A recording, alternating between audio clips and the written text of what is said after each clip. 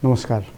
आदरणीय बुवा आमा, दिदीबहिनी तथा दाजुभाइहरू, म आज एक अत्यन्त संवेदनशील घडीमा तपाईहरू सामु उपस्थित भएको छु।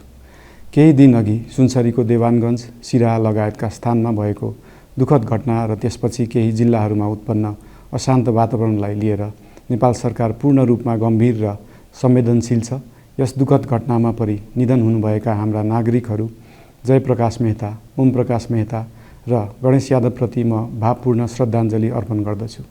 साथै शोक सन्तप्त परिवारजनहरूमा नेपाल सरकारका तर्फबाट गहिरो संवेदना व्यक्त गर्दछु। घटनामा परि घाइते हुनुभएका सम्पूर्ण नागरिकहरूको शीघ्र स्वास्थ्य लाभको कामना गर्दछु। घाइतेहरूको उपचारमा कुनै पनि प्रकारको कमी वा ढिलाइ हुन नदिन सम्बन्धित स्वास्थ्य निकायहरूलाई स्पष्ट निर्देशन दिइसकिएको छ।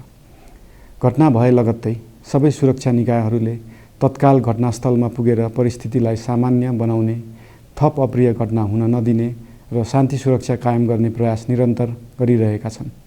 घटनाको निष्पक्ष छानबिन गरी दोषीलाई कडा कानुनी कारबाही गर्न गृह मन्त्रालयले छानबिन समिति गठन गरिसकेको छ।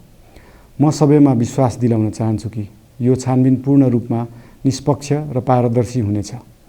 घटनामा संलग्न दोषी जो कोही भए पनि कानुनी दायरामा ल्याउन सरकार प्रतिबद्ध छ।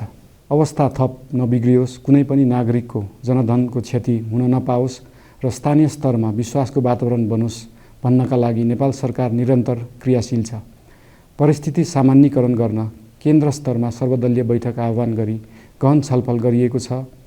स्थानीय तहसम्मै जनप्रतिनिधि, नागरिक समाज, विभिन्न धार्मिक गुरुहरू, समुदायका अगुवा तथा सामाजिक व्यक्तित्वहरूसँग निरन्तर संवाद भइरहेको छ। स्थानीय स्थितिको प्रत्यक्ष अनुगमन गर्न, पीडित पक्षसँग संवाद गर्न र शान्ति सुरक्षालाई थप सुदृढ बनाउन गृहमन्त्री स्वयं सो स्थानमा पुगिसक्नु भएको छ। साथै देशको समग्र शान्ति सुरक्षाको अवस्थाबारे गम्भीर समीक्षा गर्न राष्ट्रिय सुरक्षा परिषदको बैठक बसी परिस्थिति अनुसारका आवश्यक निर्णयहरू समेत गरिसकिएको छ। यस्तो संवेदनशील घडीमा सामाजिक सञ्जाल वा अन्य माध्यमबाट असत्य, अपुष्ट सूचना, अफवाह, घृणा फैलाउने सामग्री वा समुदायबीच वैमनस्य बढाउने अभिव्यक्ति प्रचार प्रसार नगराउन अनुरोध गर्दछु। साथै सरकारी निकायहरूबाट जारी भएका आधिकारिक तथ्य र सूचना मात्र विश्वास गर्न विशेष आग्रह गर्दछु। प्रत्येक नागरिकको जीवधनको रक्षा गर्नु, सामाजिक सद्भाव जोगाउनु र समाजमा शान्ति कायम राख्नु राज्यको सर्वोच्च र प्राथमिक दायित्व हो। आगामी दिनमा पनि राज्य थप सतर्क र संवेदनशील रहनेछ।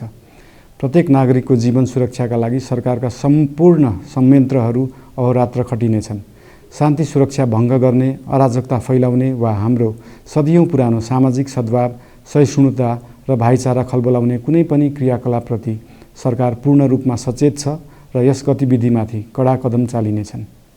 नेपालको संविधानले प्रत्येक नागरिकलाई आआफ्नो धर्म, संस्कृति र परम्परा मान्ने मौलिक हक प्रदान गरेको छ।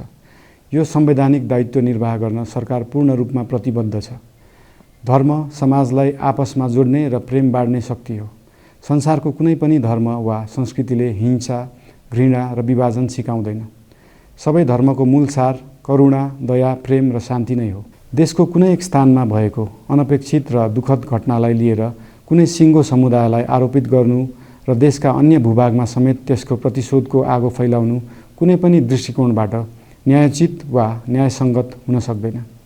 आदरणीय बुवा आमा, दिदीबहिनी तथा दाजुभाइहरू, हाम्रो इतिहास साक्षी छ कठिनभन्दा कठिन र अप्ठ्यारो परिस्थितिमा पनि आपसी एकता, सहिष्णुता र विवेक नै हाम्रो सबैभन्दा ठूलो शक्ति बनेका छन्।